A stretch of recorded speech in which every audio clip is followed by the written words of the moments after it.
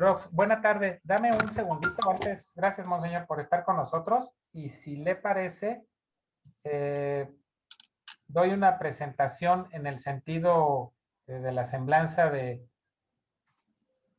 su eminencia y le cedo la voz, monseñor Martín Lara. ¿Está de acuerdo? De acuerdo.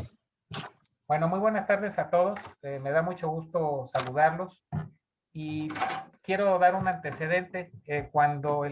Por indicaciones de monseñor Martín Lara, hace un par de años, el Museo de Arte Sacro de nuestra diócesis se abrió a ser un centro plural, un centro que concentrara todas nuestras religiones hermanas. Pues se hizo un primer ejercicio de religiones del mundo con el budismo, el hinduismo, el islam, el judaísmo y la iglesia cristiana.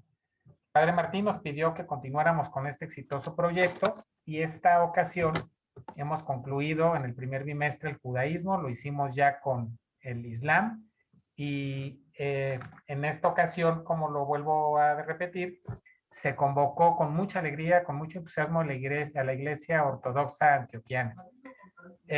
Nos da muchísimo gusto que esté con nosotros Monseñor Ignacio Samán, que me voy a permitir leer una síntesis curricular que preparamos con todo respeto, Su Eminencia.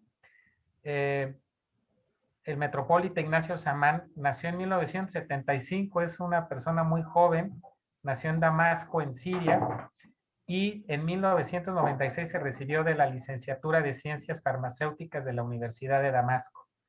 En el 2001 concluyó la licenciatura en Teología del Instituto de San Juan Damasceno en la Universidad de Balamán, en el Líbano. El 20 de diciembre de 1999 recibió el diaconado de mano de Ignacio IV, patriarca de Antioquía y todo Oriente. Y el 12 de septiembre de 2001 recibió la ordenación sacerdotal junto con el nombramiento de archimandrita. En ese mismo año fue designado vicario episcopal de Antonio Chedraui, arzobispo de México, Venezuela, Centroamérica y el Caribe.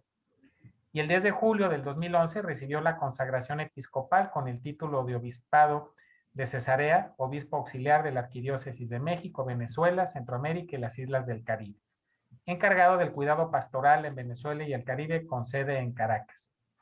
De 2009 a 2011 fue coordinador administrativo y maestro de la iniciativa del Seminario Ortodoxo de Formación de Iberoamérica, SOFIA, institución virtual de formación teológica y pastoral patrocinada y autorizada por la Arquidiócesis del Patriarcado de Antioquía en Latinoamérica. En el 2017 fue designado como arzobispo metropolitano de la Iglesia de Antioquía para México, Venezuela, Centroamérica y el Caribe, en sucesión de su eminencia Antonio Chedraui.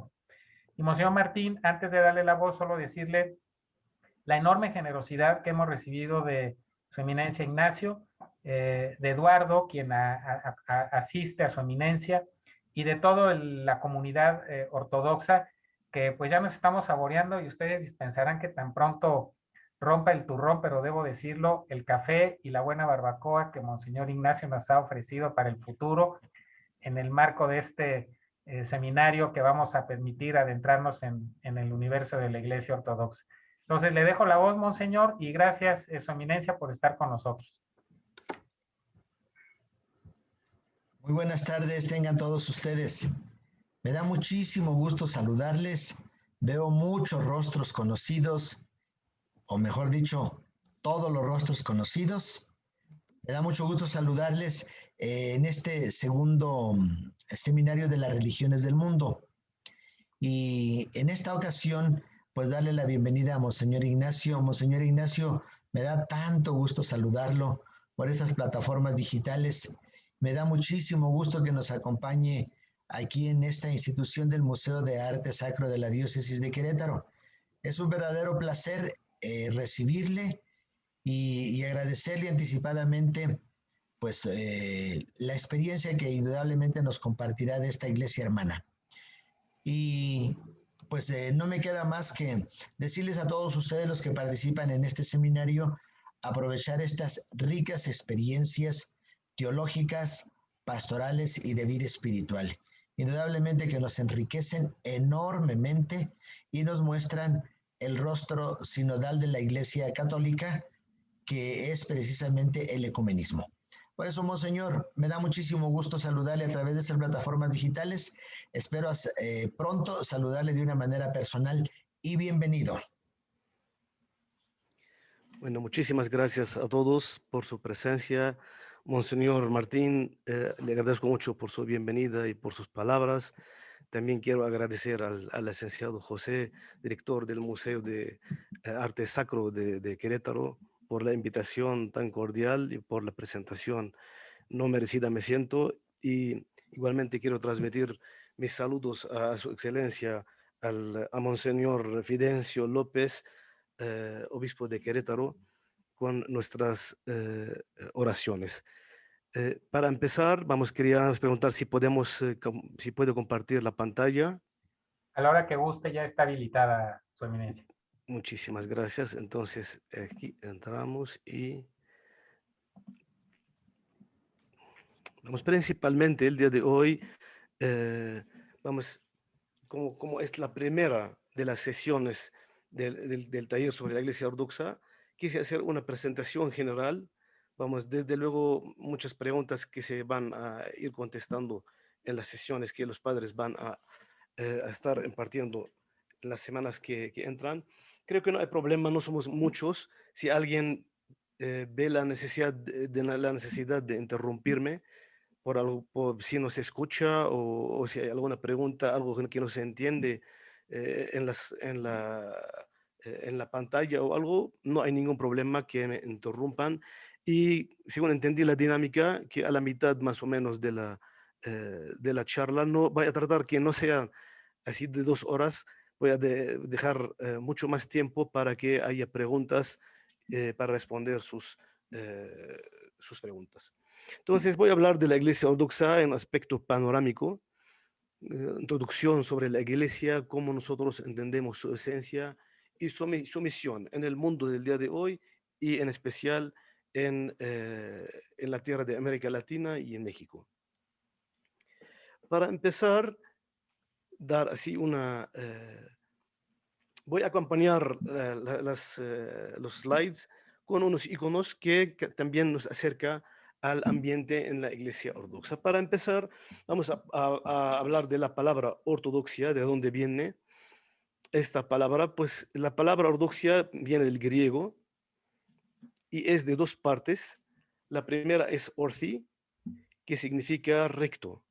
Podemos hablar en ese sentido de un recto camino, una calle recta. Por ejemplo, cuando en la Biblia habla de una calle recta que en Damasco, donde estaba San Pablo allá y se convirtió, esta calle es orthi. En ese sentido, es el significado de orthi. La palabra doxa en el griego actual significa gloria nada más. En cambio, en el kení o en el griego antiguo, significaba también doctrina, dirección, enseñanza, pero todo eso con el sentido de gloria. Una dirección en la vida, una enseñanza en la vida no es algo racional, sino algo que lleva a uno a la gloria, que le lleva a uno a estar en la presencia de la gloria. Entonces, estas 2 palabras forman lo que es la ortodoxia, que es la recta dirección, la recta doctrina, la correcta gloria, la gloria recta. Ahora, la palabra en sí, esta palabra no fue en un principio para denominar alguna iglesia o una confesión. Desde luego era un adjetivo de la fe, una fe ortodoxa. Este término se empezó a ampliar en la iglesia a partir conflictos de los conflictos a partir de las herejías que surgían. Desde un principio en la iglesia había quien recibían desde de Cristo y los apóstoles, quienes recibían la fe, pero la mezclaban con su manera con su visión, con su cosmovisión, su manera de ser.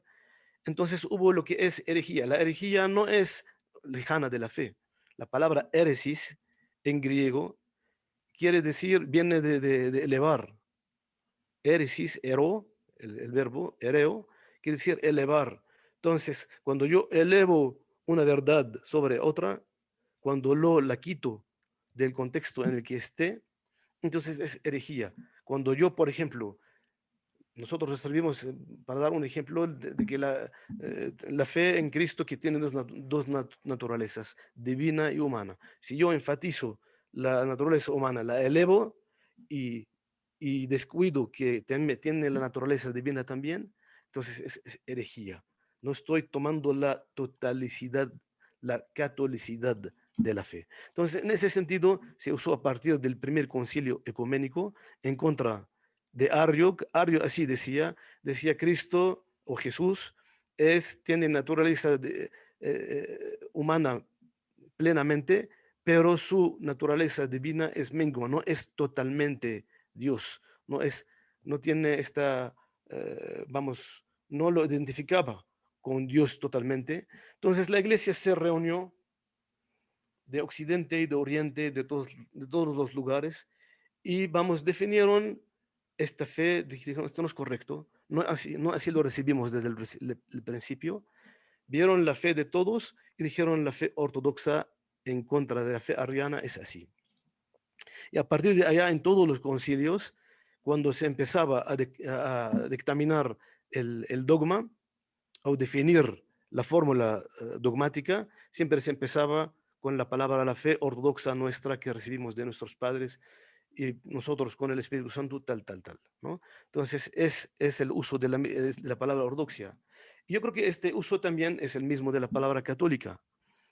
Así que desde el credo niceano, que es el del primer concilio ecuménico, niceano constantinopolitano, que es los primeros dos concilios, se hizo el credo que nosotros todos profesamos en la iglesia ortodoxa y en la católica, y dice, creo en la iglesia una santa católica y apostólica.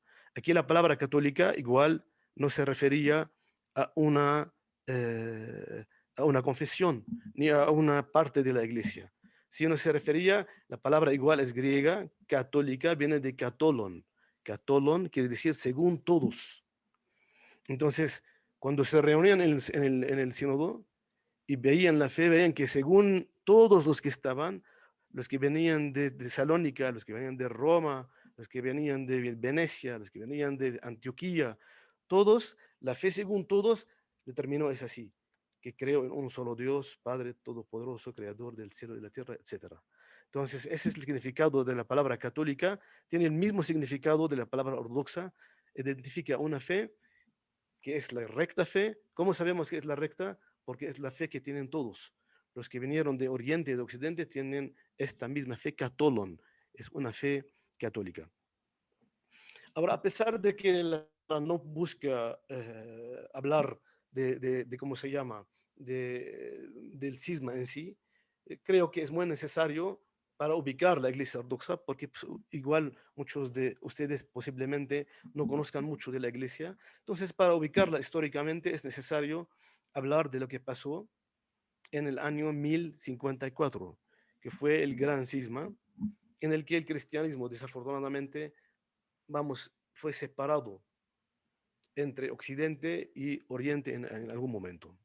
Entonces, vamos a hablar así rápidamente de este cisma. Hubo muchas razones para que ocurra este cisma de distanciamiento cultural, político, lingüístico también. Entonces, sin embargo, había causas inmediatas que agudizaron esta separación. La primera razón fue el filioque, que es la palabra latina que quiere decir y del hijo. Es una añadidura. Como habíamos dicho, el credo fue escrito en los primeros dos concilios ecuménicos, el de Nicea en el año 325 y en el de Constantinopla en el año 386. Entonces, en estos dos concilios se definió todo el credo, como lo podemos ver así aquí del lado derecho en griego, completamente, y hubo una en el siglo V hubo una añadidura al credo en la parte que tiene que ver con el Espíritu Santo. Cuando dice, creo en el Espíritu Santo, Señor vivificador, que procede del Padre, así fue en el concilio, se determinó el concilio de Constantinopla. Entonces la añadidura fue que procede del Padre y del Hijo. Esta añadidura fue hecha en España en el siglo V para defender la fe cristiana en Occidente en contra de los arrianos. Como los arrianos decían que Cristo no es Dios, entonces para enfatizar que sí es el Dios, se dijo en esta añadidura que el Espíritu Santo procede no nada más del Padre, sino procede del Padre y del Hijo. Ahora, esta añadidura primero no fue ni escuchada en Oriente, porque fue en especial en España esta añadidura y empezó a ser tradición en España. Más tarde, en el siglo VIII, esta añadidura fue adaptada por Carlomagno, por el rey Carlomagno, y por su presencia fuerte en Occidente, fue adaptada totalmente la añadidura. Y ese cuando en Oriente se supo de ella, ¿no? Y fue rechazada, primero porque no es bíblica, porque no es bíblica en el Evangelio según San Juan. Allá dice que Cristo dice a los apóstoles, en cuando yo subo al Padre, les envío el Espíritu Santo que procede del Padre. En el Evangelio según San Juan, capítulo 17. Y segundo, porque dogmáticamente, esto es lo que me imagino que se filosofó más tarde, que nosotros no podemos decir que en la divinidad hay dos orígenes. Si Dios es uno, entonces el origen de la divinidad es Padre. El Padre es el origen, el Hijo procede, el Hijo nace eternamente y el Espíritu Santo procede eternamente. El origen es uno. Entonces, esta añadidura fue rechazada por los patriarcados que estaban en Oriente, los 4 patriarcados, como vamos a ver más adelante, en el concepto de la iglesia en el primer milenio, había aquí 5 patriarcados, el de Roma, Constantinopla, Alejandría, Antioquía y Jerusalén, y el de Roma fue primero, pero entre iguales. Así se entendía. Y esta es la segunda razón del gran cisma, que fue la autoridad papal. En Occidente vamos también a ver la lógica, cómo se entendían las cosas. El Papa tenía en Occidente, en tiempo en que no había comunicación como tenemos hoy, Internet y Facebook, y nos podemos ver desde Querétaro hasta México y hasta Medio Oriente y Roma. En aquel entonces no había mucha comunicación y la cosmovisión, había mucha diferencia en la manera de ver las cosas. En Occidente, el Papa tenía autoridad espiritual, eclesiástica y política. No había, en aquel tiempo, estamos hablando en los siglos séptimo, octavo, ya no había un imperio romano fuerte sino en Occidente, sino que había varios reinados, el germano, el franco, había varios reinados y la garantía el balance entre estos reinados era el Papa. Era el Papa por lo que él tenía esta autoridad hasta política, no nomás eclesiástica, sino hasta política. Entonces él tenía una autoridad absoluta. Además, el Papa se consideraba que tenía la única cátedra de origen apostólico en Occidente, Roma, allá donde murieron Pedro y Pablo, donde los grandes apóstoles Pedro y Pablo murieron, donde Pedro instituyó la iglesia. Eso vamos, en las otras ciudades no fue así. En Milano, en Madrid, todas las ciudades en Occidente no tenían este privilegio. En cambio, lo que hace que la visión sea diferente en Oriente, que en Oriente varias ciudades gozaban de este privilegio. Pedro, antes de constituir la iglesia en Roma, constituyó junto con Pablo la iglesia de Antioquía. San Pablo predicó en Éfeso, en Corintio. San Andrés constituyó la iglesia de Bizanza, donde fue construida la iglesia de Constantinopla. Constantinopla fue construida en el 312, pero sobre la ciudad de Bizanza, que es donde predicó San Andrés. Alejandría fue constituida por el evangelista Marcos. Así que, vamos, esto no había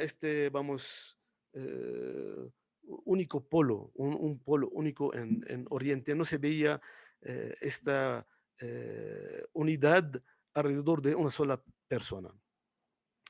Y en este tiempo nadie tenía autoridad sobre el otro, sino que en la iglesia ortodoxa, vamos, en el primer milenio, la autoridad únicamente la tuvo el concilio ecuménico. El concilio se reunía, muchos de los concilios ecuménicos, de los 7 concilios ecuménicos, no estaba el Papa ni el representante del Papa, por ejemplo. Sin embargo, fueron considerados concilios ecuménicos. ¿Por qué? Porque está reunida toda la iglesia, porque está dando una opinión dogmática católica. Así que así se pensaba como la única autoridad el sínodo. Sin embargo, estaba el principio del primus inter pares. El obispo de Roma, el obispo de la ciudad más importante del mundo romano en Oriente y Occidente de aquel entonces, es el primero, pero entre iguales.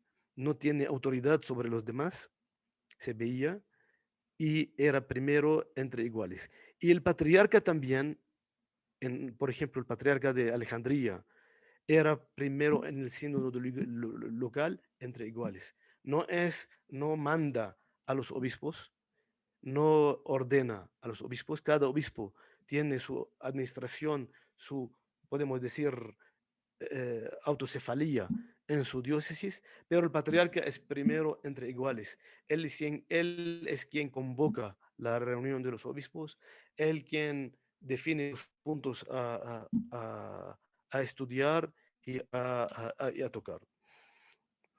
Entonces, para la iglesia ortodoxa hasta el día de hoy, pero sobre todo hablando en el primer milenio, el obispo de Roma debería ser un primero entre iguales. Esta es la segunda razón por que provocó el gran cisma en el 1054. Y dogmáticamente, ¿cómo se llama? La justificación es que la cabeza de la iglesia es Cristo. Dios es la única piedra inmortal sobre la cual la iglesia está edificada.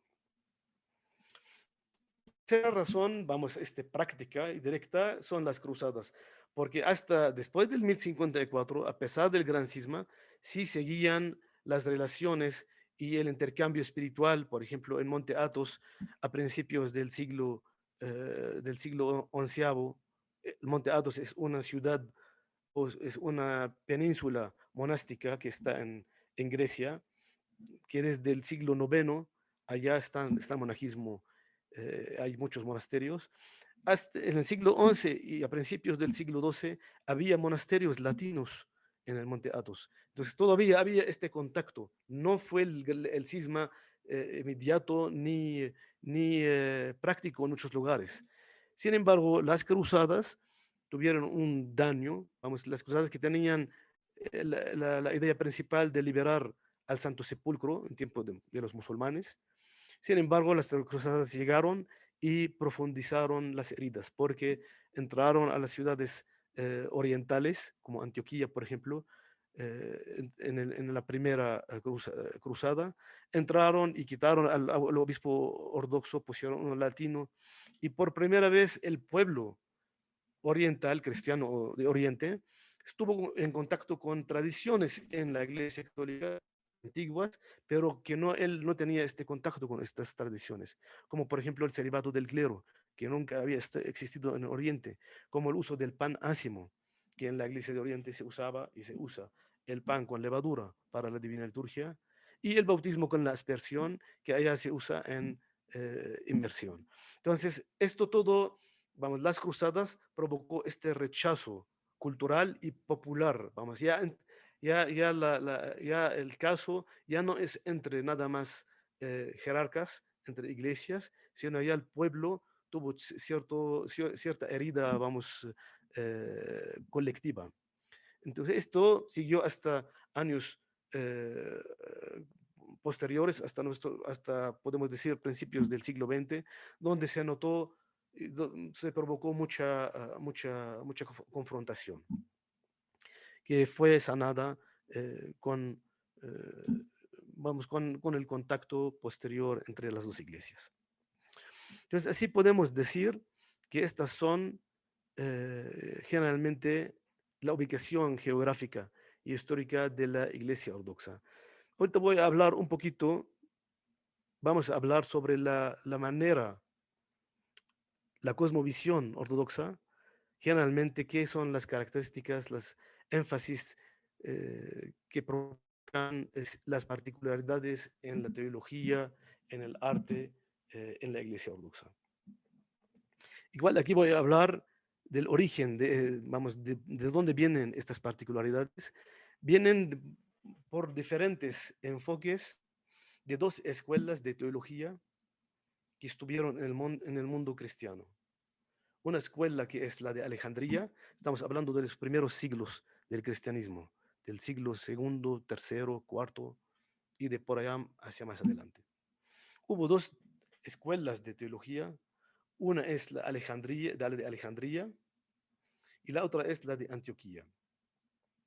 Estas dos escuelas tenían características muy diferentes. La de Alejandría tuvo mucha influencia del platonismo, de Platón, y la de Antioquía, así hablando de líneas grandes, tuvo más bien mucha influencia de Sócrates.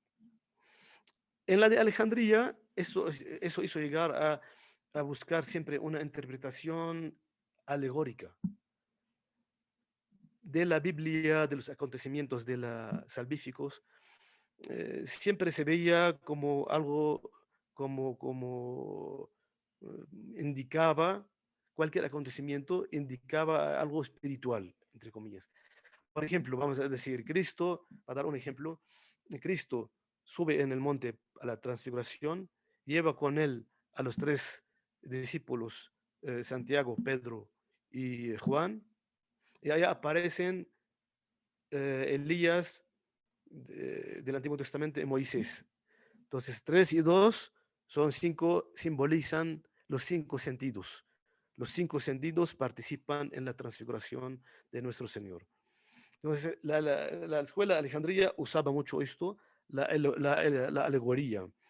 Y eso también venía de que se veía a Dios muy sublime. Dios es el Altísimo, es el Dios Todopoderoso. Entonces, un poco esto tenía la influencia en ignorar la encarnación, algo que la iglesia de Antioquía no lo tuvo. Vamos, la escuela de Antioquía, donde estaba San Juan Crisóstomo, por ejemplo, donde empezó Eugenis. Entonces, esta escuela era muy cercana de la tierra de la encarnación, de donde nació Cristo. Era muy cerca de Jerusalén, de Belén. Entonces, para ella la fe muy palpable, muy bajo la mano. Así que tuvo mucha adhesión esta escuela a la encarnación, a la materia, que Cristo se hizo hombre como nosotros. Él estuvo entre nosotros, vino para santificar nuestro mundo. No se trata de que nosotros estemos como miraba la iglesia de Alejandría, que nosotros debemos mirar hacia lo alto, porque Dios es sublime y para conocerlo hay que subir hacia lo alto. Entonces, esta diferencia entre estas dos escuelas, la de Antioquía, que muy apegada a la tierra y muy cercana al hecho de la salvación, y la de Alejandría, que es muy espiritual, sublime y que pero mira a las cosas de una manera eh, a las cosas divinas, de una manera muy celestial, pues. Entonces, esto provoca como dualismo. Y esa es la característica de Platón en su filosofía, que hablaba mucho del dualismo entre lo espiritual y entre lo material. Entonces, para entrar al resultado de eso, el resultado de eso es que el Oriente se mantuvo lejos por estar influenciado de la iglesia de Antioquía, se mantuvo lejos de la tendencia platónica y dualista de la escuela de Alejandría. Entonces, eso provocó que darle a la creación material su porción en la obra redentora. Vamos, Dios no vino a liberar a nuestro espíritu, Cristo, cuando resucitó en cuerpo. Y la salvación, como dice San Pablo, también la naturaleza sufre dolores de parto hasta que pueda participar en la salvación, pues. Entonces, la materia es parte de la creación que espera la redención. Esa es la énfasis eh, que produzca particularidades en la teología oriental y en la cosmovisión también. Entonces, voy a hablar de 4 puntos que podemos ver o vamos a notar en la teología, en el arte, en la vida de la Iglesia Ortodoxa. El primer punto es la visión hacia lo material y lo espiritual. Aquí puse una foto al lado de unas reliquias, de las reliquias de las, ¿cómo se llama? Del Sone o del Centurión de la Santísima Madre de Dios. Es una reliquia que está en Monte Athos, donde les mencioné. Vamos, lo puse aquí como para enfatizar algo que también está en Occidente, que es la veneración de las reliquias. Las reliquias de los santos, cuando un santo santifica su vida, eso no se refiere a su espíritu nada más. Hasta el cuerpo muestra, después de su muerte, muestra señales de presencia del Espíritu de Dios. Por eso, por ejemplo, este centurión que lo usó la Virgen y que por la santidad de la Virgen, él, ha sido como material, ha sido un lugar de la presencia del Espíritu Santo. El Espíritu que descendió sobre la Virgen y ella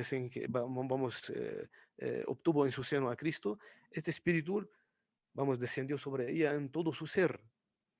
Igual cuando un santo, como por ejemplo podemos hablar de la Iglesia Ortodoxa, San Juan Crisóstomo también, que está también sus reliquias, ¿cómo se llama? Que estaban en Roma, de hecho sus reliquias, y desde hace unos años, como en gesto de mucha hermandad, el Papa, creo que fue en el tiempo de Papa Juan Pablo II, o no, en el tiempo del Papa Francisco actual, él llevó parte o la parte mayor de estas reliquias y la devolvió al patriarca de Constantinopla, porque estas fueron tomadas en tiempo de las cruzadas de Constantinopla. Entonces, en gesto de hermandad, fueron regresadas estas reliquias. Esas reliquias son signo de la presencia del Espíritu de Dios, del Espíritu Santo, en la materia.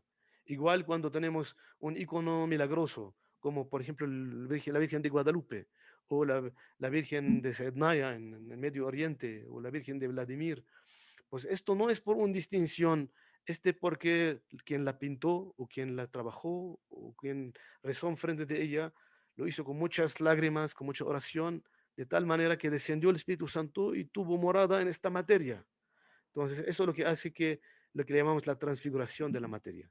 La materia de nuestro mundo es apta para ser santificado. No hay dualismo entre cuerpo que es malo y alma está encarcelada, que debemos liberarla, ¿no? El hombre está destinado a la santidad con todo su ser. La materia es neutra. Cuando decimos, hay un libro muy bonito de un sacerdote romano, el libro está traducido por la editorial Sígueme en España. El libro se llama, creo, lo sacro y lo inmundo, algo así. Y de un sacerdote de la iglesia ortodoxa rumana, de Rumanía. Y él habla de este sentido, de la materia que es neutra. No hay cosas, por ejemplo, nosotros decimos vaso sagrado. ¿Por qué el vaso es sagrado? Porque lo usamos por Dios o en Dios. O decimos que una cosa, la casa de Dios, la casa, santa casa, morada de Dios, la iglesia. ¿Por qué? Porque la usamos en Dios. Y nosotros estamos invitados de hacer sagrado todo nuestro mundo. Hasta en nuestras casas nosotros no podemos tener una casa, un cuarto para oración y otro cuarto para barbaridades. Si confesamos nosotros que nosotros somos débiles y de repente uno no siempre es fiel a lo que quiere, pero nuestra, nuestra intención es santificar todo nuestro mundo. Cuando viene un sacerdote, por ejemplo, y sumerge a una casa con agua bendita, pues no nada más lo llevamos a donde está el cuarto de la oración o alguna esquina de oración, sino lo llevamos a la cocina, lo llevamos a bendecir la sala de la tele, toda nuestra vida, ¿no? Entonces, no hay, la materia es neutra. Nosotros, nuestro uso es lo que la califica como espiritual o carnal, como sagrada o profanada. Es una, énfasis muy importante en nuestro entendimiento del mundo. Los misterios, que también es los sacramentos, que igual en la Iglesia Ortodoxa son 7, esta determinación nosotros la aprendimos o la acogimos pues de la teología occidental. En sí, la palabra, los sacramentos pudieran ser, o los misterios, si queremos llamarlos, pueden ser mucho más de 7. ¿Por qué le llamamos misterios? Quizás podemos entender que llamamos misterios porque nosotros lo sabemos, los demás no. Que es para mí, no es para los de afuera. Como muchas ¿cómo se llama? Como congregaciones, seculares, existe esto, ¿no? Pues por ejemplo, los masones dicen que pues, hay cosas que nosotros podemos saber, no podemos transmitir a otros. Vamos, los misterios en la Iglesia Ortodoxa no son así. No se refieren a que nosotros sabemos algo que los demás no, sino se refieren a que el hombre, el humano, puede participar por la gracia de Dios, no por mérito propio, sino que puede participar por gracia de lo que le es incompatible por esencia. Nosotros no podemos ver a Dios. Por esencia no podemos ver a Dios. Por gracia lo hemos visto. Cristo está entre nosotros. Esto es misterio. Por ejemplo, nosotros no podemos estar en contacto, somos cuerpo, carne, no podemos estar en contacto o en comunión con Dios. Nosotros comulgamos a Dios, lo recibimos en nuestro cuerpo, nos unimos a Él a tal grado que ya su sangre está en la nuestra y su cuerpo está en el nuestro. Esto es un misterio, ¿por qué? Porque estamos logrando algo que para nosotros no es parte de nuestro mundo, es algo incompatible por esencia. Sin embargo, se nos ha dado por la gracia. De esta manera todo lo que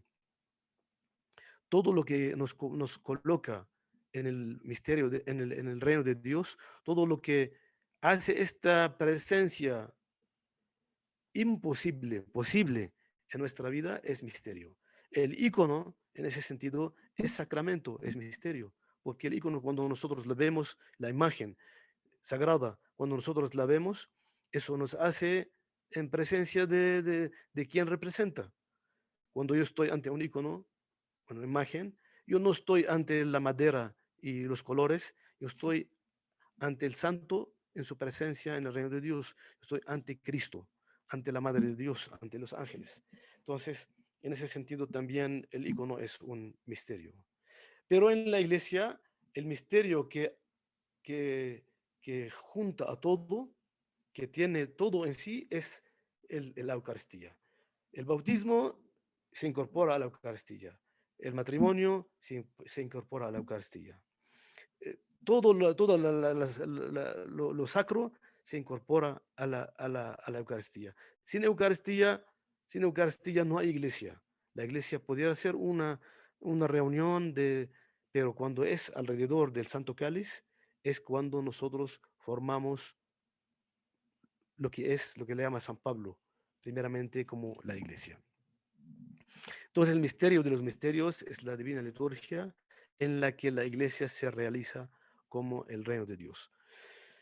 En el arte eclesiástico también hay unas particularidades. Primero que hay que verlo para nosotros el arte, lo pensamos que siempre nace desde el reino de Dios y a la vez lo muestran y lo proclama. ¿Eso qué quiere decir? Que no es una decisión, vamos, no es que muchas veces, vamos, entramos en discusiones teológicas que sí deben tener imágenes. En el Antiguo Testamento se dice que no se debe tener imágenes. El arte es parte del ser humano. El arte no es algo inventado y acumulado. El hombre desde un principio, desde su creación, porque él es creado a la imagen y semejanza de Dios. Dios es creador, entonces el hombre está creado a imagen y semejanza de Dios, entonces se tiene en su naturaleza esta creatividad, este arte. Entonces, como que si, vamos, no es algo discutible que haga arte o no. Y si la fe es parte de nuestro ser, si la fe no es algo añadido, es algo que cuando uno se baña, por ejemplo, pues se baña todo. El agua llega a todo su cuerpo, hasta por adentro se siente que está mojado, ¿no? Que está limpio cuando se baña. Lo mismo, la fe nos baña a todos, de una manera que todo nuestro ser se empapa de lo que tenemos fe. Y parte de este ser es el arte. Entonces, no es una decisión. El hombre de Dios, cuando uno tiene a Dios en su corazón, cuando uno tiene como San José de Arimatea, cuando habla en el Evangelio de José de Arimatea, dice que él tenía en mira el reino de Dios. Cuando uno tiene en mira el reino de Dios, entonces todo lo que va a hacer en este espíritu. No va a hacerlo, vamos, de otra manera. Entonces, no podemos decir no escribes a este hombre de Dios. No podemos decirle no pintes o no compongas música o no cantes. Es parte de él, está expresando lo que tiene. Así que el hombre de Dios refleja en todo lo que hace, en todo lo que compone, cante o escribe la luz del Espíritu Santo. El arte en la iglesia, porque muchos dicen, pues muéstrame en los primeros siglos del cristianismo, no había iconos. Entonces vamos a regresar al cristianismo de los primeros siglos, donde no había imágenes.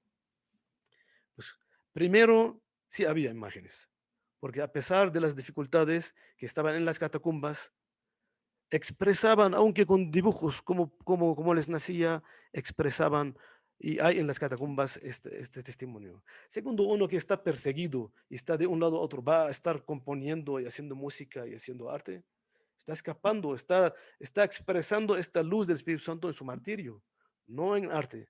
Pero cuando la iglesia una vez ya salió de las catacumbas, ya hay más posibilidad de relajamiento, pues, entonces ya el hombre, el cristiano, empezó a expresar esta luz del reino de Dios en su alma a través de los colores, a través de las notas, de las melodías, y poco a poquito se construyó esta belleza de arte en la iglesia y que siguió varias tradiciones, no necesariamente que sea una nada más, sino que entonces así vemos al arte de mucha importancia, naturalidad en la iglesia. No podemos, ¿cómo se llama?, extinguir el espíritu, como dice San Pablo. Es parte de este espíritu que se expresa en la iglesia, el arte. Sin embargo, nace de allá.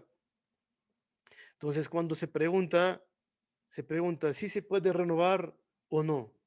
Así que muchas veces, sobre todo por el uso en español de la iglesia, de la palabra ortodoxa, se entiende que la palabra ortodoxa es como museo, vamos, sin agraviar al Museo de Artes Sacros en Querétaro. Se piensa que la palabra ortodoxo es como algo del pasado, como algo de museo. Y en realidad, como vimos, el sentido de la palabra es así. Entonces, la pregunta es, ¿está la iglesia ortodoxa contra la renovación? La respuesta, sí y no. Está en contra cuando ésta busca corresponder a la demanda de la época. Cuando ya debemos hacer esto porque le gusta a la gente. No está mal hacerlo porque le gusta a la gente, pero que le gusta a la gente, que hace crecer a la gente desde adentro. No es, por eso lo que habíamos dicho, el arte no es en la iglesia perdón, no es una decisión, sino una expresión. Cuando uno esté adentro y le nace naturalmente la renovación, va a ser aceptada. La iglesia la va a adoptar.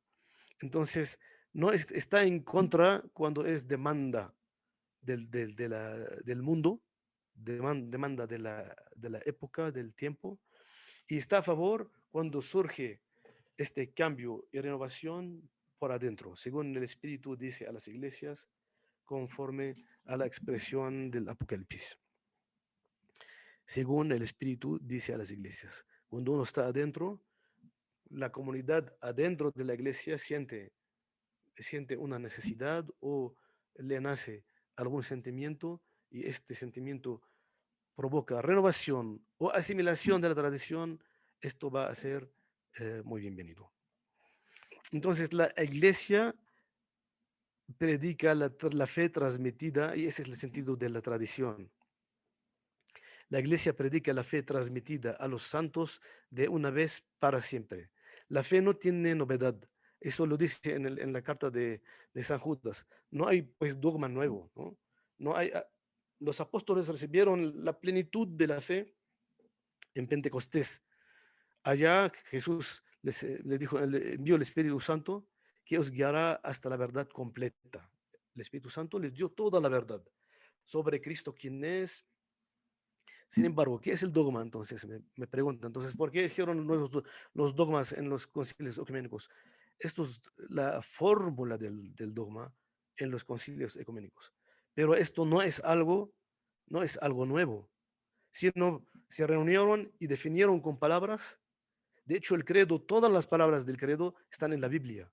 No hay ni una, la única palabra que fue nueva, que no está en el texto de la Biblia, es la palabra consubstancial.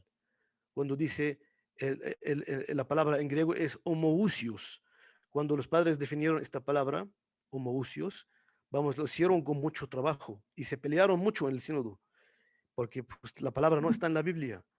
Sin embargo, la vieron que su significado sí está. Cuando dice Cristo, yo, el Padre, somos uno, el que me ve a mí, me ve al Padre.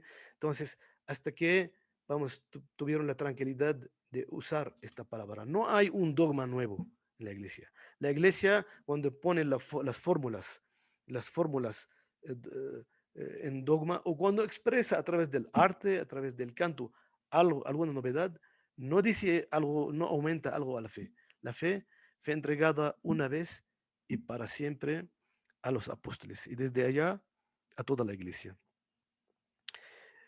Esta misma verdad ha sido expresada a través de la historia en sufrimientos y martirios, en fórmulas dogmáticas determinadas por los 7 concilios ecuménicos y en homilías, experiencias de hombres de Dios. La pregunta es, ¿por qué yo tengo que escuchar o leer las homilías de San Juan Crisóstomo o de San Francisco? Pues es porque ellos son hombres de Dios y hasta el día de hoy hay hombres de Dios que están diciendo la palabra y la iglesia, aumenta, añada todo lo que hablan a su tradición. Todo eso junto forma en la iglesia lo que es la tradición. La tradición no se refiere a un hábito. La palabra paradosis en griego, paradosis viene del verbo paradino, que quiere decir entrego. Una persona entrega a otra, otra entrega a otra. Entonces, esta entrega de generación en generación. Y en árabe, la palabra taqlid viene de un medallón que generalmente un padre hereda o da el sentido o toda la herencia de una familia se lo pone a su hijo. Entonces, en ese sentido, la tradición es algo muy precioso que recibimos desde los apóstoles de generación en generación. Esta es la tradición, que es a través de todo eso, de los martirios, de la expresión dogmática y de la homilética de los padres. Hasta nosotros tenemos así un énfasis de mucha importancia. La misma Biblia es parte de la tradición, porque por la polémica, por la apologética pues se llega a decir que nosotros tenemos esto en la Iglesia Católica y en la Iglesia Ortodoxa, que tenemos dos fuentes de la fe, la tradición y la Biblia, como para defender la tradición. Y, yo creo que la definición más correcta es que tenemos una sola fuente, que es la tradición, y la Biblia es parte de la tradición, porque la Biblia fue escrita en la iglesia. Dios, nosotros, nuestra religión, nuestra fe, no es que Dios nos dejó un libro. Por ejemplo, en el Islam, el libro es inspirado en el sentido de que Dios lo pasó al profeta, pues. Entonces, el texto, la letra es sagrada. Nosotros, Cristo no nos dejó un libro, Cristo nos dejó su espíritu. Y el Espíritu Santo desciende sobre la iglesia reunida. Y en la iglesia fue escrita la Biblia. En la iglesia fueron definidos los libros, eh, ¿cómo se llama? Auténticos. Y fueron determinados otros evangelios que son, ¿cómo se llama? Apócrifos. No significa que son malos. Hay muchos evangelios apócrifos que la iglesia definió que son, vamos, útiles para la fe, como el Evangelio de Santiago o el Evangelio de la niñez de Cristo. Sin embargo, no la iglesia fue quien definió cuáles son los 4 evangelios. La iglesia que definió cuáles son las cartas de San Pablo auténticas. La iglesia dijo, la carta a los hebreos quizás no fue de San Pablo. Hubo mucha polémica de la carta a los hebreos.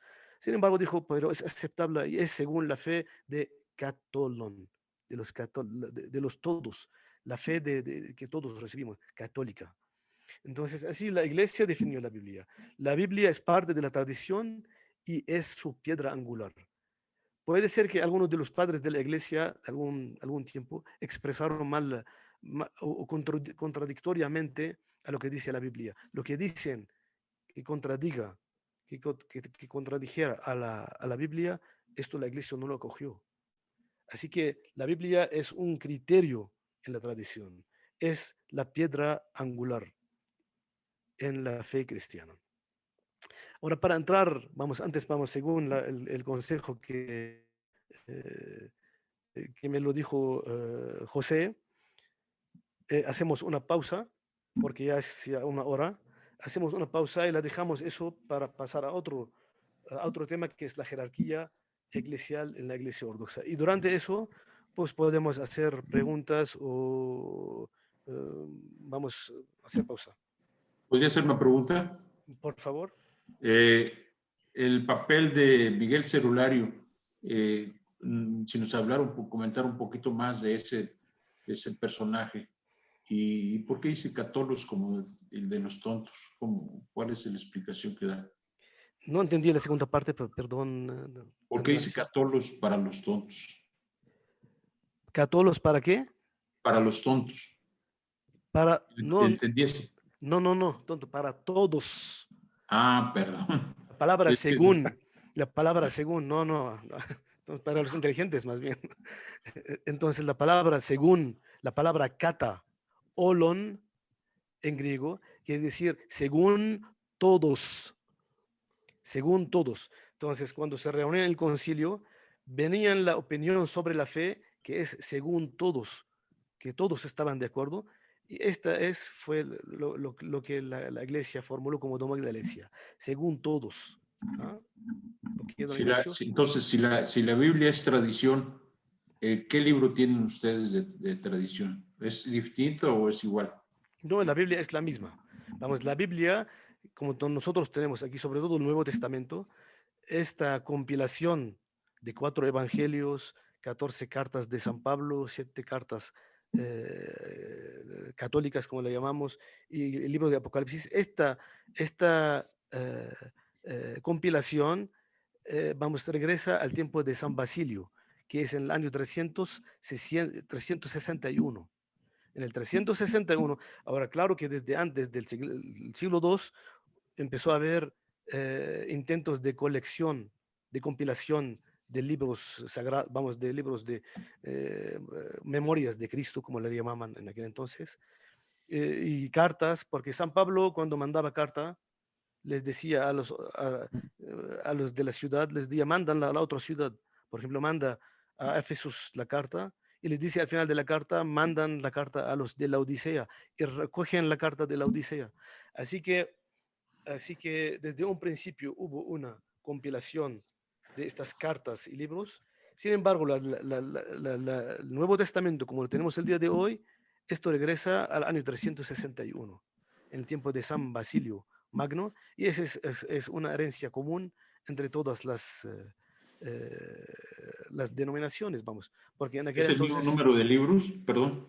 es el mismo nivel en el Nuevo Testamento, ahora El mismo número de libros. en el Nuevo Testamento, en el Nuevo Testamento. En el En el Antiguo antiguo, ¿no? Testamento hay distinción entre libros eh, canónicos. Primero, esta distinción entre la católica, protestante y la ortodoxa. Hay unos libros que no formaron parte, formaron parte de la Septuaginta, por lo que eh, algunos lo consideran como canónicos primeros, vamos, como parte de del Antiguo Testamento, otros no, como los libros de Macabeos, por ejemplo, que nosotros en la Iglesia Ortodoxa los consideramos esos libros canónicos, los tres, y normales. En la Iglesia Católica se consideran, no sé si Monseñor, si me puede corregir, Monseñor Martín, si me equivoco, se consideran como libros como de segunda, pues, de canónicos segundos, ¿no? Pero sí, los libros del Nuevo Testamento son los mismos.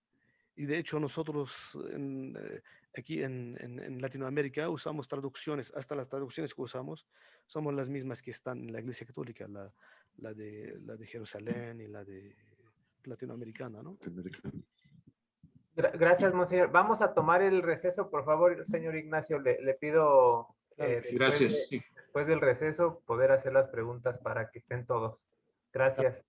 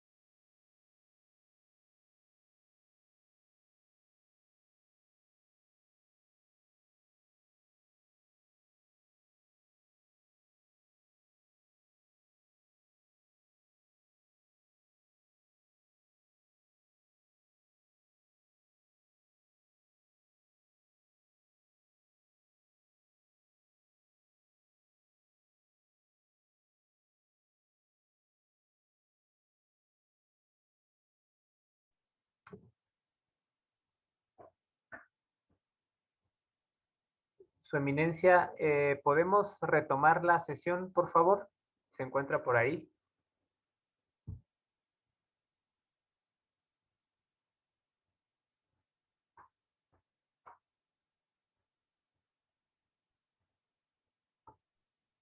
Ya viene, un segundito. Gracias.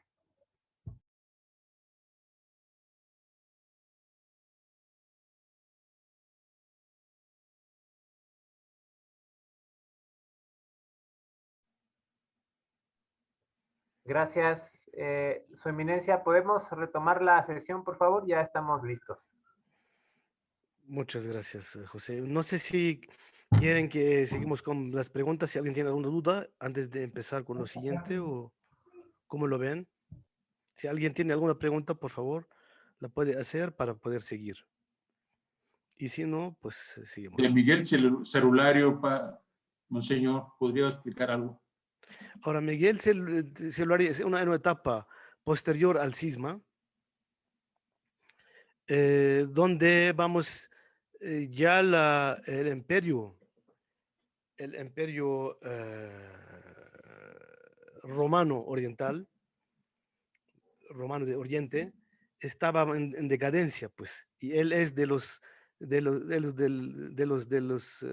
emperadores más débiles, fue, y vamos, él tuvo una iniciativa en tiempo de la debilidad del imperio de acercarse mucho a Oriente para pedir el apoyo. Fue en su tiempo donde empezaron las cruzadas, pero él no tenía mucho peso en el mismo Oriente, pues.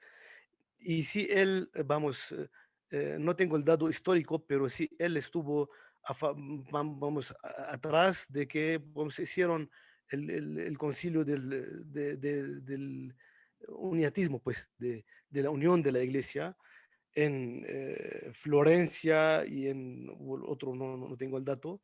Sin embargo, pues estos fueron rechazados hasta a nivel del pueblo, fueron rechazados en Oriente, por lo mismo lo que habíamos dicho de que, primero porque sus términos no estaban de acuerdo con el rechazo que se tuvo en Oriente de la jerarquía, de la autoridad papal y del filioque, y segundo por las heridas que la gente está muy cerca habían visto lo que es de las cruzadas y todo eso, ¿no? Entonces, sí, él era un emperador, pero sabe que el emperador tenía mucha influencia en Oriente sobre los patriarcas. Sin embargo, trató vamos, trabajar por una unión. Por la debilidad, no lo hizo por la bondad hacia la iglesia, sino lo hizo por la debilidad del imperio en Oriente. Sin embargo, eso no floreció, pues. Pues, De nada. Entonces, podemos seguir. Vamos a hablar en la segunda parte de la jerarquía en la iglesia ortodoxa, como se entiende. El principio original de la jerarquía en Oriente es desde la era apostólica lo que dijo San Ignacio de Antioquía, el obispo de Antioquía, que murió, fue martirizado en el año 107. Él dice, allí donde está el obispo, está la comunidad. Allí donde está Cristo, está también la iglesia. Ese quiere decir, según San Ignacio de Antioquía, que uno no puede estar en Dios y con Dios si no está con el obispo.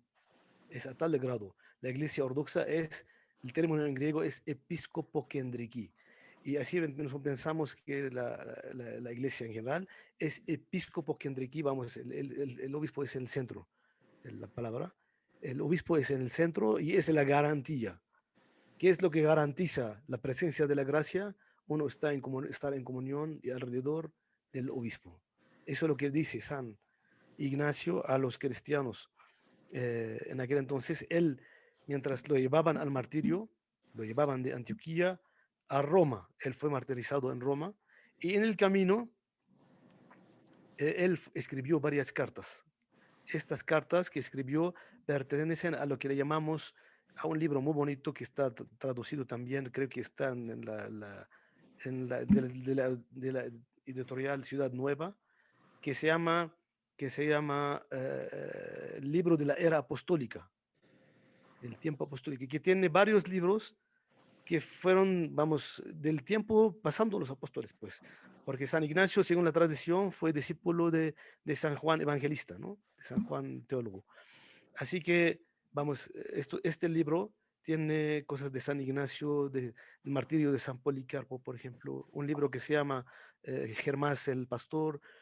Y en este libro, vamos, desde tan temprano, San Ignacio habla de la importancia del obispo. Allá donde está el obispo, está la comunidad. No puede estar cada quien en su lugar, sino que el obispo es el centro. Entonces, así fue la iglesia desde un principio organizada alrededor del obispo. Sin embargo, los obispos de las ciudades grandes fueron llamados metropolitas, algo que nosotros tenemos el día de hoy. Por ejemplo, podemos llamar el arzobispo primado de México, pues es el arzobispo de la ciudad más importante del país, ¿sí? Y así él es el arzobispo primado.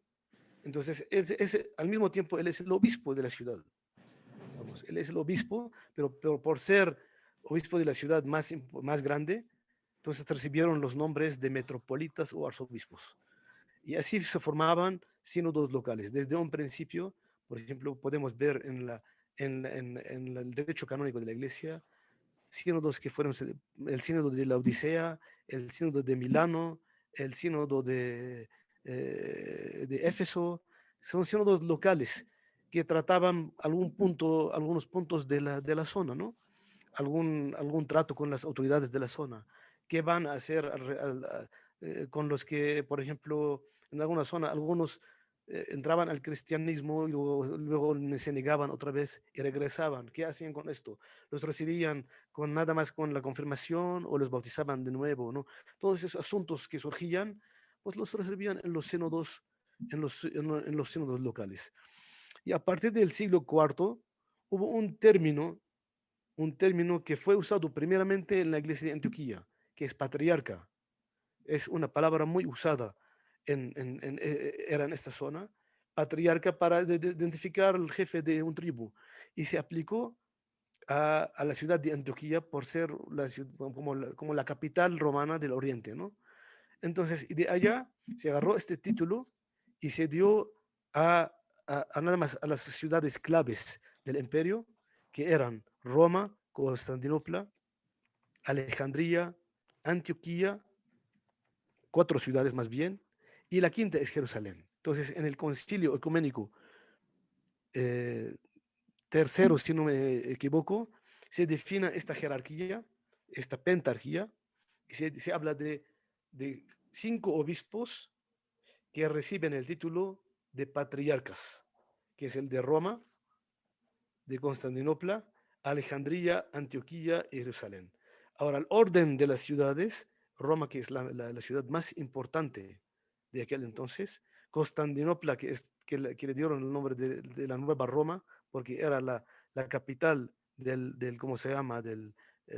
Vamos, la capital del Imperio Romano Oriental, a partir de Constantino. Alejandría, que era la ciudad de la cultura y de mucha importancia en su tiempo, tenía una biblioteca vamos, que fue después quemada en tiempo de Olaco, de los mogoles, y Antioquía, que también se llamaba en aquel entonces la ciudad de Dios, vamos, desde los tiempos de los romanos antiguos, y también se dio a Jerusalén, no por la importancia de la ciudad, sino porque, no por en aquel entonces, porque fue destruida en aquel entonces la ciudad de Jerusalén, sino fue porque es el lugar de los acontecimientos salvíficos. Entonces se dio a partir del siglo IV, esta pentarquía, 5 patriarcados, cada patriarcado alrededor, vamos, en medio de su zona, hubo varios metrópolis, y así se formó esta estructura de la iglesia. En el segundo milenio, como vimos a partir del cisma, allá en el segundo milenio, en el siglo IX y X, hubo una prédica muy grande en los países eslavos, allá fueron los santos Cirilo y Metodio, son dos, eran de Constantinopla los dos, fueron allá y llegando a esta zona, lo primero que hicieron es traducir la Biblia, primero inventar la letra, porque en aquellos pueblos tenían una lengua, pero no era escrita.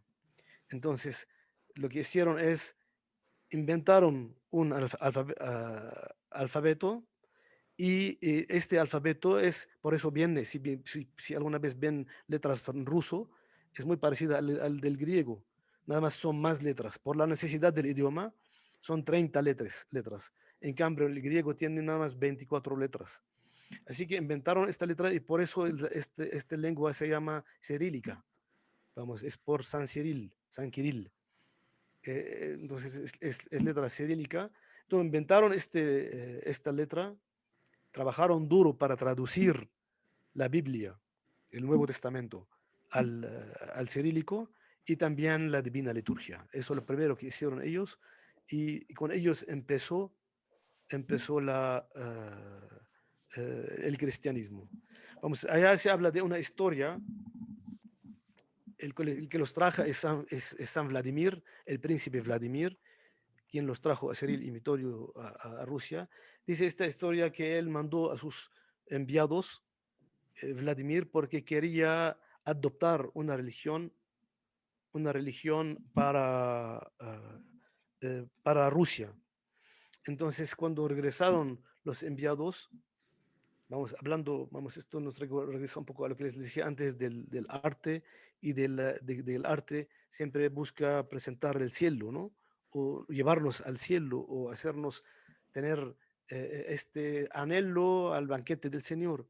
Entonces, cuando regresaron los enviados, empezaron a platicarles de lo que vieron, le platicaron de diferentes cosas que vieron en el Islam, en el cristianismo, pero les dijeron, cuando llegaron a hablar de Constantinopla, de la iglesia de Santa Sofía, ellos la visitaron, le dijeron, cuando nosotros estuvimos, no sabemos qué decirte, pero nosotros cuando estuvimos allá durante lo que llaman ellos la Divina Liturgia, no sabemos si estuvimos en la tierra o en el cielo. Desde este momento, nosotros creemos que Rusia no puede seguir, sino que cristiana y ortodoxa. Y sí, desde este momento él mandó Vladimir a pedir a quien predicaran estas tierras. Llegaron San Cirilo y San Metodio, y de allá, llegamos a lo que estamos hablando, que con la misión cristiana la prédica se extendió fuera de las fronteras del mundo romano de aquel entonces hacia los pueblos eslavos. Paulatinamente, estamos hablando durante el segundo milenio, se establecieron nuevos patriarcados por razones políticos. Al principio, por ejemplo, dependían estas zonas del lugar de donde fue la prédica. Por ejemplo, Georgia dependía hasta mucho tiempo a la iglesia de Antioquía. Todos los países de Serbia, de los pueblos eslavones, pertenecían a Constantinopla, pero en algún momento, pues por la independencia política en la zona, por las dificultades, muchas veces los otomanos, por ejemplo, que impedían que haya comunicación entre varias zonas del Imperio Otomano, entonces se crearon nuevos patriarcados. Y también hubo otras arquidiócesis que dependían antes de los patriarcados, por razones políticas o prácticas, consiguieron autocefalía, como por ejemplo el arzobispado primado en Grecia. En Grecia hay un sínodo local, un arzobispado primado independiente de Constantinopla. Esto fue a principios del siglo XX, por lo mismo que, Constantinopla fue, o más bien a finales del siglo XIX. Como Constantinopla estaba bajo los otomanos y Grecia había tenido su libertad del Imperio Otomano, entonces no fue posible que haya comunicación entre los arzobispos y las arquidiócesis que están en Grecia y el patriarca de Constantinopla, que estaba en Estambul, en Constantinopla. De esta manera, de parte del patriarca de Constantinopla, recibió el sínodo de Grecia, recibió un decreto de autocefalía, ¿no? Vamos, que son una iglesia autocéfala que puede dirigir sus asuntos administrativos sin regresar al patriarca de Constantinopla. Así, de esta manera, en la iglesia ortodoxa hay estos tres tipos de autoridades, o más bien de, si queremos llamarla, vamos, podemos acercarla a lo que está en nuestra mente en la política, nuestro día de hoy, de la federación, ¿no? Podemos verla así, o podemos así dar este ejemplo. Hay patriarcados apostólicos, que son los 4 que formaron parte de la pentarquía, con Roma, junto con Roma, que son el del el patriarcado de Constantinopla, el patriarcado de Alejandría, el de Antioquía y el de Jerusalén. Y el patriarca de Constantinopla se considera, como veníamos al patriarca, al papa de Roma en el primer concilio, como primero entre iguales. Entonces, el día de hoy muchas veces se pregunta quién es la cabeza de la iglesia ortodoxa equivalente al papa. Muchas veces se da la respuesta errónea, que es el patriarca de Constantinopla. Esto no es respuesta correcta, porque no es la cabeza de la iglesia. Allá en la iglesia hay, por ejemplo, nosotros en la iglesia de Antioquía no dependemos administrativamente del patriarca de Constantinopla, sino del patriarcado, del cónsul, del sínodo, del patriarcado de Antioquía. Sin embargo, el patriarca de Constantinopla, él es el primero entre iguales, él es quien convoca a un concilio panortodoxo, él es a quien se regrese en caso de cualquier eh, problema o algún problema eclesiástico, ¿sí? Pero sí no es cabeza de la iglesia, sino es primero entre hermanos y preside en el amor. Después nacieron 5 patriarcados, además de los 4 apostólicos, que son el de Moscú, patriarcado de Serbia, el de Rumanía, el de Bulgaria y el de Georgia. Georgia. Estos nacieron no necesariamente al mismo tiempo, pues algunos, por ejemplo, como el de Georgia, es en edad muy temprana, hasta creo que del primer milenio nació el patriarcado de Georgia. Y el más reciente entre estos patriarcados fue el patriarcado de Bulgaria. Además hay, como les dije, iglesias con autocefalía, que son arzobispados primados, que tienen sínodos locales, que onomásticamente, o que por protocolo dependen de algún patriarca, como por ejemplo, por protocolo, el patriarca griego, el concilio griego de Grecia, vamos, protocolariamente depende del patriarca de Constantinopla, pero sí es autocéfalo, tiene su administración propia. Y así, además tenemos el de Chipre, arzobispado de Grecia, metrópoli de Polonia, arzobispado de Albania, arzobispado de República Checa y Eslovaca, arzobispado de Macedonia, metrópoli autocéfala de la Iglesia Ortodoxa de América. Por ejemplo, este metrópoli nació en la Primera Guerra Mundial, en el tiempo de que en Rusia, eh, cuando empezó la Guerra Fría, entonces la falta de comunicación entre los emigrantes que llegaron a Estados Unidos desde la parte norte, desde la parte de, ¿cómo se llama? Alaska. Llegaron desde Alaska, desde el siglo XVI y XVII, y hubo una iglesia muy importante rusa en Estados Unidos. Sin embargo, después de la Primera Guerra Mundial, no hubo posibilidad de comunicación, por lo mismo lo de la guerra. No hubo comunicación entre los rusos que radicaban en Estados Unidos y entre el patriarcado ruso, por lo que el mismo patriarcado ruso dio a esta iglesia un tomos de autocefalía y se llama la iglesia de Orthodox Church of America. Por eso se llama OCA. Y aquí en México hay una arquidiócesis, vamos, además de la nuestra, que es la antioquena, que depende del patriarcado de Antioquía.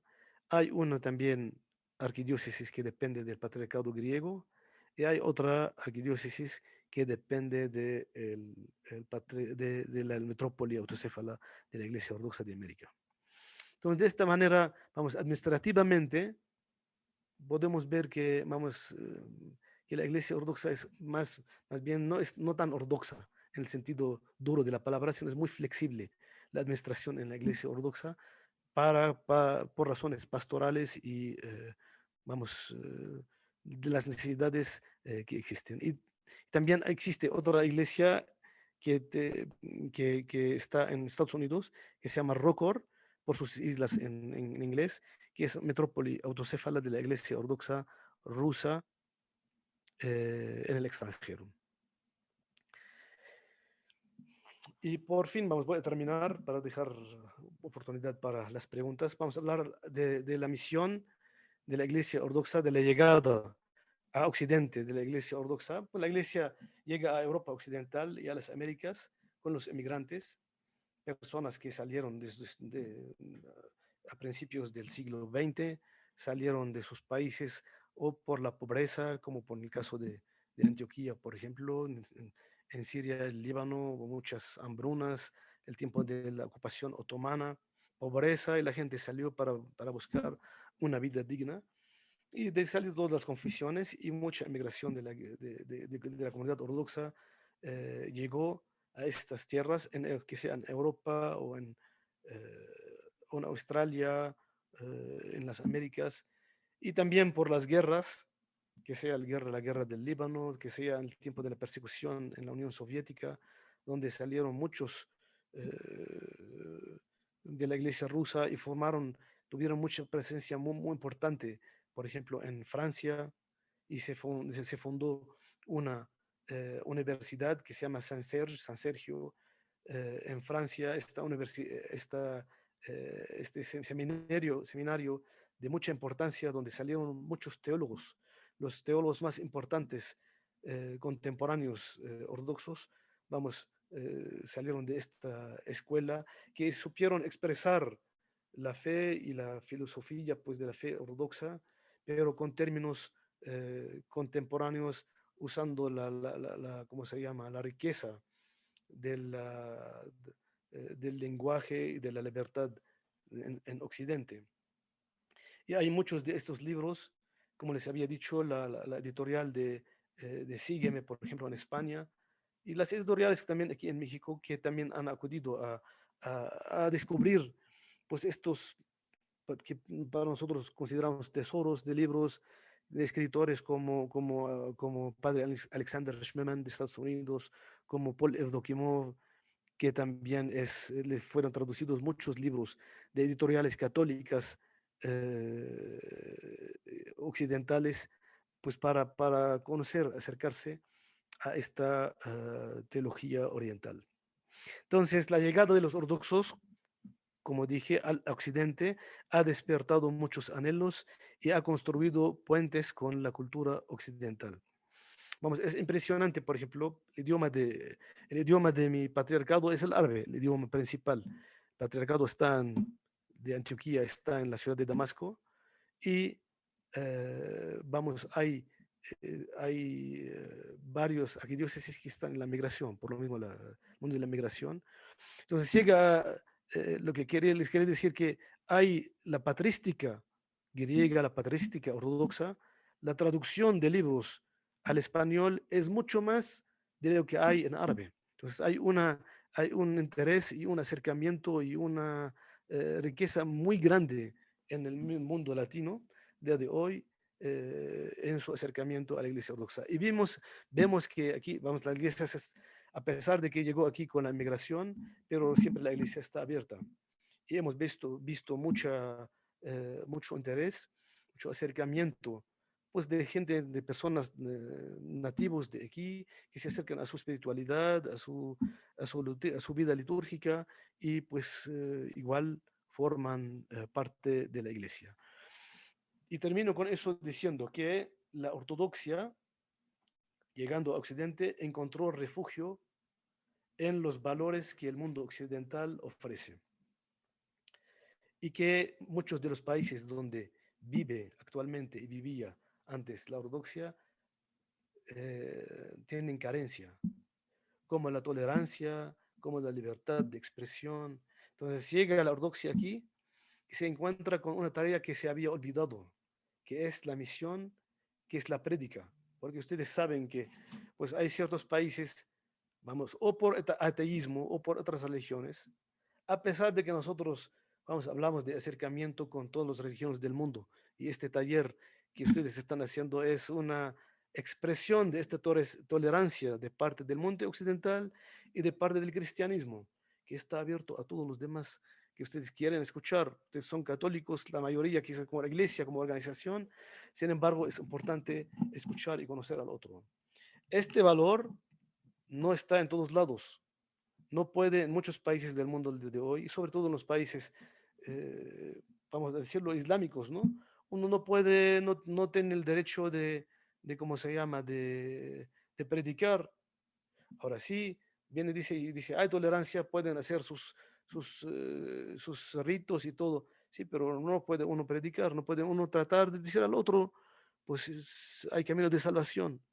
Entonces, así que la Iglesia Ortodoxa se encontró en estos países de Occidente como se le despertó ¿cómo se llama?, la sensación de la prédica, el anhelo a la prédica. Entonces, goza de esta manera de esta tolerancia, de esta virtud, valor que emana principalmente de la visión cristiana hacia las relaciones humanas. Y como dije, nuestro encuentro el día de hoy es una expresión muy verídica de esta tolerancia, de esta virtud cristiana hacia los demás, hacia escucharlo, para escuchar la palabra de Dios esparcida en todas las verdades que tienen las religiones y que buscan realmente, principalmente, acercar al hombre a nuestro Señor. Les agradezco mucho, vamos, por escucharme y dispongo del tiempo que haya más para cualquier pregunta o duda. Yo, eminencia, si me permite. Adelante, por favor. Gracias. Primero, pues gracias por su valiosa aportación.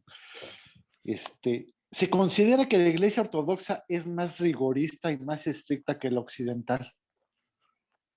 Y tenemos identificadas a las iglesias ortodoxas que tienen mayor presencia en países que han soportado regímenes comunistas.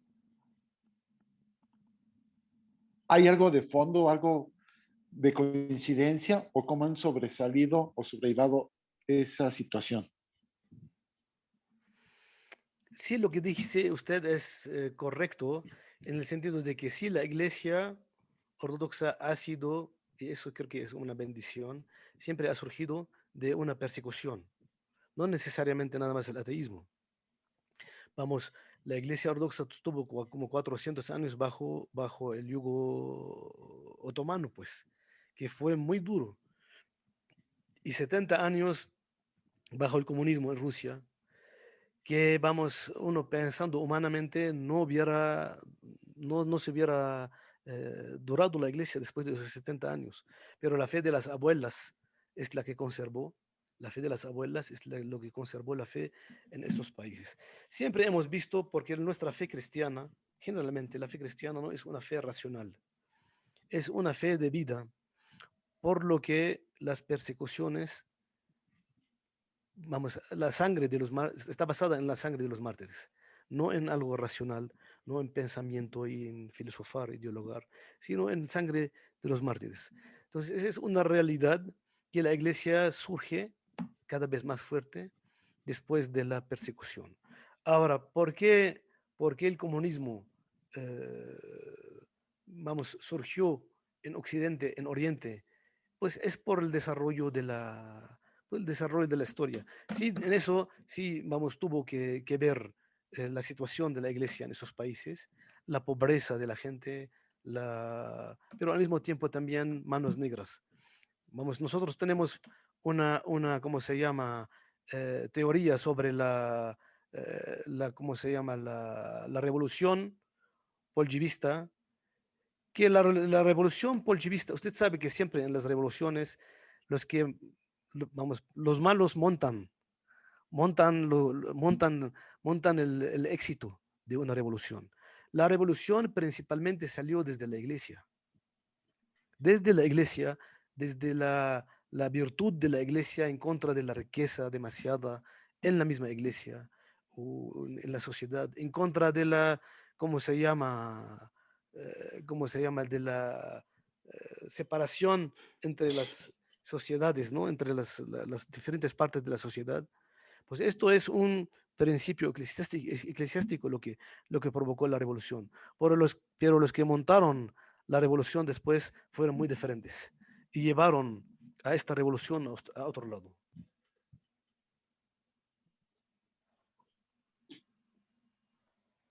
La No sé si- desviaron completamente sus principios, ¿verdad? Así es, exactamente. Y la hicieron ya contra de Muchas Dios, gracias, Eminencia. contra la iglesia y contra Dios. Hay una historia así durante el tiempo de los bolchevistas, muy bonitas, que hubo un comité que se llamaba el Comité de los que no tienen Dios. Este comité pues pasaba de un lado a otro y hacía como encuentros con la gente para convencerles que pues Dios es un mito que crearon en las iglesias pues para como drogas para la gente, ¿no? Entonces había uno que estaba dando una charla a la gente y convenciéndoles y al final dio espacio para preguntas. Entonces se levantó un sacerdote, pero vestido de civil, porque no se podían vestirse ¿cómo se llama? De clérigo, pues. Se levantó y dijo una frase en la iglesia ortodoxa. Durante el tiempo de Pascua, después de Pascua, la gente felicita el uno al otro, dice, Cristo ha resucitado, y el otro responde, en verdad ha resucitado. Es como tipo de felicitación, ¿no? Entonces, en todos los idiomas, Christos anesti, Alexos anesti. Por ejemplo, en ruso, Christos vos crece, vaisino vos crece. Entonces, este sacerdote, después de toda la charla que hizo el otro, se levantó y dijo en voz alta, dijo, Cristo ha resucitado. Y todo el pueblo que estaba sentado respondió, en verdad ha resucitado. Entonces, fue impuesta.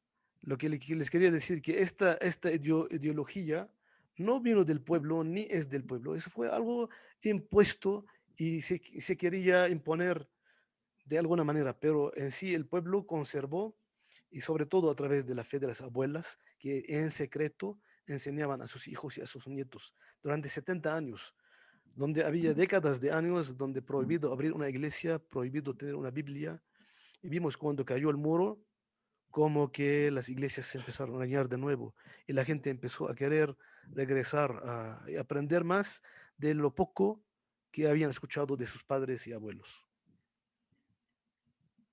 Muy interesante, muchas gracias. A usted. Y muy ilustrativo, ¿eh? Muchas gracias.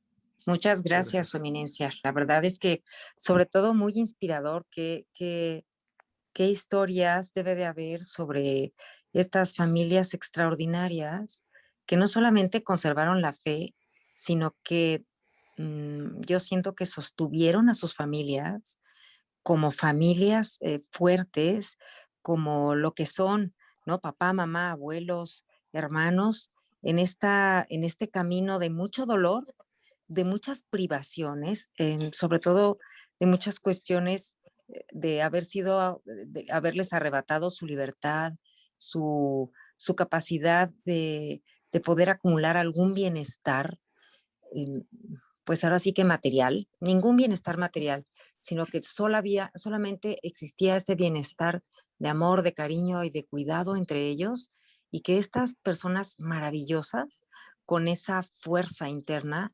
lograron mantener durante 70 años. Y eso es lo admirable, que cómo esa fuerza que ellos tuvieron, desde luego con la gracia de Dios y de la mano de Dios, es la única manera en la que esos países tan sometidos han surgido con toda con toda esta luz para la humanidad. A mí me impresiona.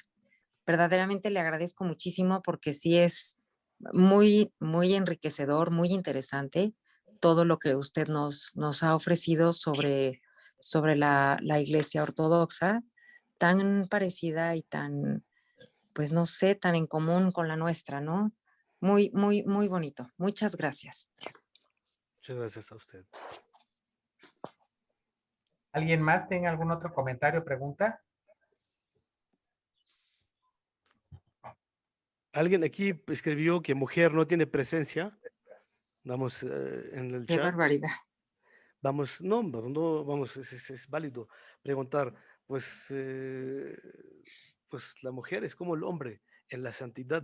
Vamos, en la santidad es misión de todos nosotros. No hay una, no hay una, no hay un privilegio en el reino de Dios para un hombre sobre mujer o para un gentil sobre un circuncidado sobre un no circuncidado o para un extranjero en el reino de Dios no hay privilegios de este sentido. Todos estamos invitados. Ahora, ¿cómo es el papel? El sacerdocio, sí, esto sí, en el sacerdocio no está la mujer, pero sí en la prédica, en la enseñanza, en los artes, en todo está. Ahora, ¿por qué no está la mujer? Pues por lo pronto no hay necesidad para nosotros de esta pregunta. Nosotros seguimos la tradición desde un principio. Desde un principio, es en la iglesia, los sacerdotes fueron. Sí, hubo desde un principio las mujeres predicaron, ¿no? Sin embargo, cuando se escogieron los 17 diáconos, se escogieron de los hombres, ¿no? Desde un principio, la tradición de la iglesia es así. Nosotros vemos en la tradición de la iglesia algo que recibimos y que conservamos. Ahora, esto no quiere decir que la mujer no enseña, tiene más presencia. Ahorita veo más mujeres que hombres en nuestra charla. Y eso es algo que reconocemos. Cristo cuando resucitó, vamos, se mostró antes que a los hombres, que eran cobardes, se escondieron. Las mujeres fueron de madrugada, tenían mucho anhelo en su alma y querían el primer rayo, el primer rayo de luz para ir a ver al sepultado, ¿no? En cambio, los hombres estaban escondidos. Y eso es cierto, pues en toda era la mujer tiene esta emoción, esta sinceridad en su corazón. El hombre por su naturaleza, porque él busca la estabilidad de la casa, vamos a decir, no vamos a decir por su naturaleza, porque algunos se enojan. Dicen que no, las mujeres son igual que los hombres, trabajan y todo. Sí, pero vamos, el tipo de vida que hemos llevado pues nos ha inculcado a ciertas reglas y a ciertas costumbres. Quizás se van a cambiar en el futuro, quizás se están cambiando ahorita, pero mientras no se cambian naturalmente, no hay que esforzarlas. No hay que esforzarlas. Nosotros así lo tenemos, así lo recibimos en la iglesia desde el principio. La mujer tiene una importancia, vamos, más, no podemos decir más, pero igual que el hombre, todos somos iguales. Está invitada a la misma santidad que el hombre, a la misma virtud, a la misma reino de Dios, pero pues cada quien, seguimos nosotros pensando que cada quien es diferente, ¿no? Señora Ruth. Sí, buenas tardes. Quiero felicitarlo. Los ortodoxos son muy marianos, ¿verdad? De hecho, la casa de María, donde ella vivió con Juan, hay una capilla ortodoxa ahí, ¿verdad? Ajá, en Éfeso. En En Éfeso, Éfeso. sí. Sí, pues nosotros veneramos a la Madre de Dios, esa es una herencia común y pues los que han estado, vamos, cerca de la tradición de la Iglesia Ortodoxa hay oraciones muy bellas como el Acatisto, como la Paráclesis, oraciones a la Virgen Madre de Dios, que enfatizamos que siempre es, vamos, la Madre nuestra, quien está como Juan Bautista cerca de la cruz, no puede estar más que cerca de la Virgen y acogerla en su casa, pues en su vida. ¿Y también rezan el rosario? Nosotros en la tradición de la Iglesia Ortodoxa sí usamos algo que se llama el composquini, que vamos, yo los puedo ahorita mostrar, que es como, son nudos vamos, de lino. Es la tradición monástica que también se usa en el mundo y con esta oración vamos a hacer una de las charlas para hacer sobre la oración de Jesús, digamos, la oración de Jesús, que es usando el composquini. Pero en los nudos decimos, Señor Jesucristo, Hijo de Dios, ten piedad de mí que soy pecador. Y la repetimos esta oración vamos, con los nudos vamos a hablar de esta oración. También la rezamos a la Virgen Madre de Dios, diciendo, Santísima Madre de Dios, sálvanos. Al santo patrono de uno, por ejemplo, puede decir uno, San Ignacio, santo de Dios Ignacio, intercede por mí que soy pecador, etcétera, ¿no? Va a haber una charla sobre este tema Gracias. también. Ay, muchas gracias, qué bonito. Bueno, ¿hay alguna específica pregunta, además de felicitaciones, que haya para su eminencia? Sí, la obligada, monseñor, con todo respeto, y la liturgia. Discúlpeme, la obligada, ¿cómo? No, la pregunta obligada, Ajá. así como de que se debe de hacer, Ajá. porque me encanta la liturgia y Ajá.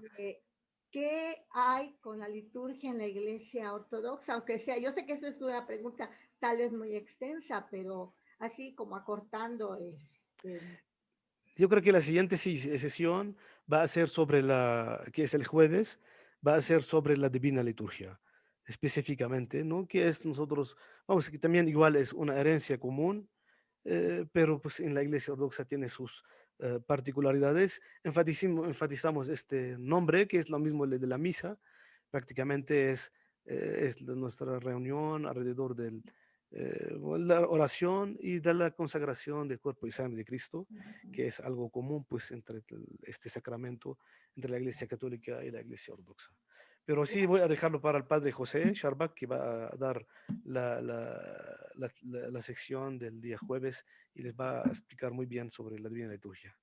Les quiero pedir un favor muy grande. Perdón, su eminencia. Adelante. No dejen de repasar su temario, que ya lo tienen todos, para que ahí veamos cómo vienen los asuntos que se van a tocar en todo este gran programa académico que nos hicieron favor, con la anuencia y con la gran participación de Monseñor Ignacio, de preparar, para que no adelantemos preguntas, lo digo con todo respeto, porque los temas se van a ir viendo, se van a ir cubriendo.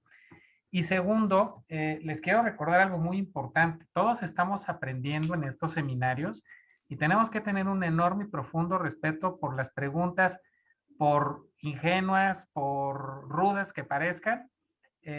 Somos todos hijos de Dios y somos religiones hermanas. Y hoy es un ejemplo de ello. Entonces, tengamos mucho respeto en lo que pregunta quien quiera de nosotros. Es asunto de nuestro invitado y del ponente ver cómo responde, como nos tocaron con nuestros hermanos musulmanes o el rabino, y ahora con nuestros hermanos ortodoxos. Entonces, yo les ruego que entre nosotros tengamos mucho respeto en lo que pregunte cualquiera de nosotros. Es totalmente válido.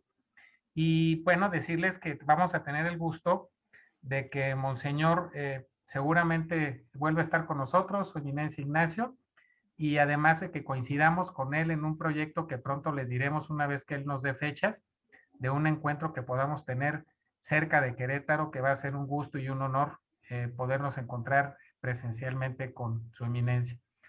De la clase específica de hoy de la conferencia, ¿hay alguna otra pregunta o podemos ya concluir para que siga con sus actividades su eminencia Ignacio? Correcto. Su eminencia, pues antes de concluir le quiero pedir un favor, si nos puede dar su bendición, que para nosotros va a ser un gusto recibirla desde allá y agradecerle infinitamente el favor de su atención. Después de que nos dé la bendición, les propongo que desde casa le enviemos un muy fuerte aplauso a su eminencia. Estamos atentos a su bendición, su eminencia. Muchas gracias. Nosotros ahorita estamos en tiempo de resurrección. Entonces, en la Iglesia Ortodoxa estamos en temporada de resurrección, así que voy a rezar con ustedes una oración de la resurrección. Cristo resucitó de entre los muertos, pisoteando la muerte con su muerte, otorgando la vida a los que yacían en los sepulcros. Oh Cristo, nuestro verdadero Dios, tú que has resucitado de entre los muertos, sé presente entre nosotros, bendice a todos los que participaron en este encuentro, bendice sus familias, llena su vida de alegría y de su bendición, porque tú eres santo y bendito por los siglos de los siglos. Amén. Pues un aplauso a su eminencia, por favor. Muchas gracias, que los bendiga para ustedes. Qué gusto verlo de nueva cuenta, Monseñor. Le mando un fraternal saludo, un abrazo, Dios lo bendiga y nos vemos el jueves todos, por favor. Muchas gracias. Muchísimas gracias. Que Dios los bendiga. Que Dios los bendiga. Nos vemos pronto. Gracias. Muchas gracias. Bye. Hasta luego. Adiós.